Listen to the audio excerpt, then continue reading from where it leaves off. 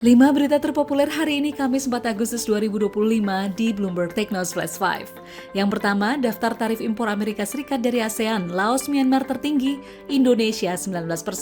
Presiden Amerika Serikat Donald Trump kembali memperbaharui tarif impor bagi sejumlah negara di kawasan Asia Tenggara pada Kamis 31 Juli 2025. Dalam perubahan ini, Laos dan Myanmar masih menduduki peringkat dengan tarif impor ke Amerika Serikat tertinggi, yakni hingga 40%. Kemudian Brunei dan Filipina justru mengalami kenaikan ringan. Dalam kesepakatan terbaru bulan ini, Trump menyatakan Filipina menyetujui tarif sebesar 19%. Sedangkan Kamboja, Vietnam, Indonesia, Malaysia, dan Thailand mendapatkan penurunan tarif yang signifikan 19 hingga 20% setelah adanya kesepakatan dagang lanjutan. Presiden Donald Trump menyebut tarif yang baru akan mulai berlaku pada Kamis 7 Agustus 2025.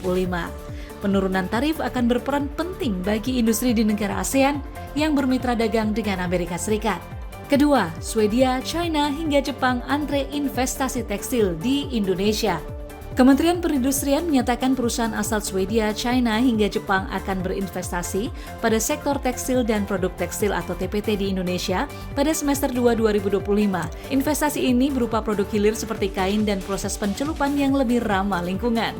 Sementara khusus dengan Jepang, Kementerian Perindustrian menyatakan Indonesia akan mengembangkan mekanisme menurunkan karbon dalam proses pencelupan kain sehingga menurunkan konsumsi listrik dari batu bara. Minat investasi itu terjadi setelah kepastian finalisasi Fakta Dagang antara Indonesia dengan European Union Comprehensive Economic Partnership Agreement atau EU-CEPA yang rencananya akan rampung September nanti. Kemudian, kesepakatan yang disebut berlaku efektif pada 2026 mendatang ini juga akan memberikan pembebasan tarif sekitar 80% produk ekspor Indonesia.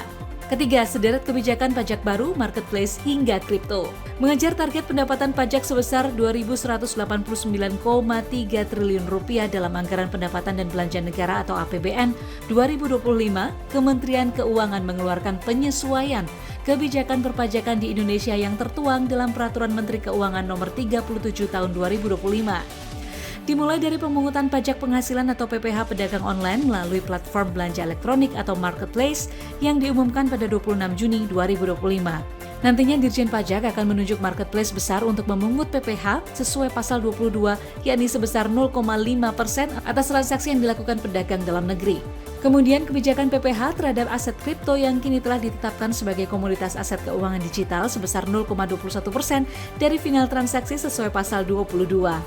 Selanjutnya, kebijakan PPh 0,25% atas pembelian emas oleh Bullion Bank berlaku pada 1 Agustus 2025. Pajak ini dikenakan untuk transaksi penjualan emas dari supplier ke Bullion Bank, sementara UMKM dan masyarakat terbebas dari pajak 0,25% dengan membeli kepada lembaga jaminan keuangan Bullion yang resmi terdaftar OJK.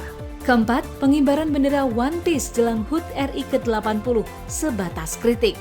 Pengamat politik Yusak Farhan menilai pengibaran bendera One Piece manga asal Jepang jelang Hari Ulang Tahun Kemerdekaan atau HUT RI ke-80 menjadi simbol kritik terhadap pemerintah.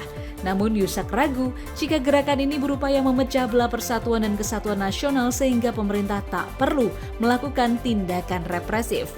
Meski demikian, ia menyebut pemerintah harus bertindak tegas dan serius jika terbukti gerakan ini bergulir secara sistematis dan menyasar persatuan negara.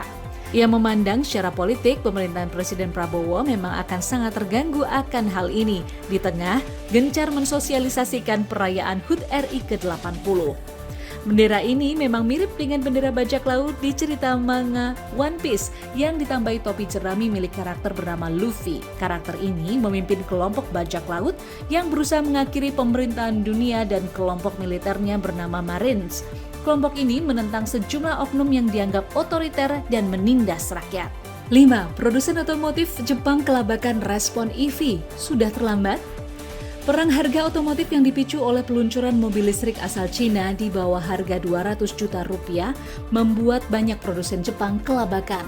Pengamat otomotif ITB, Yanes Martinus Pasaribu menyebut, mobil Jepang cukup lambat merespon perkembangan EV yang justru menggunakan roadmap awal incremental innovation yang berubah secara gradual dari ICE ke HEV ke PHEV lalu ke FCEV atau Fuel Cell EV. Ia juga menyoroti keterbatasan infrastruktur kendaraan listrik seperti pengisian daya yang masih terbatas. Lebih lanjut, Yanes memprediksi dalam 1 hingga 2 tahun ke depan produsen-produsen Jepang seperti Toyota dan Honda akan segera masuk ke pasar BEV terdorong tren global yang mengarah ke kendaraan listrik. Sementara produsen mobil Eropa kini juga tengah bergerak cepat dalam adaptasi EV. Meski demikian, ia menyatakan brand Jepang telah sangat kuat di benak masyarakat Indonesia, sehingga menjadi senjata bagi Jepang untuk bersaing dengan mobil Eropa di Indonesia. Sehingga brand Eropa bukan lagi pesaing Jepang, melainkan mobil Cina yang kini harus diwaspadai mobil produsen Jepang kini. Itu dia 5 berita terpopuler pilihan Bloomberg Technos hari ini. Ikuti terus update selanjutnya di www.bloombergtechnos.com.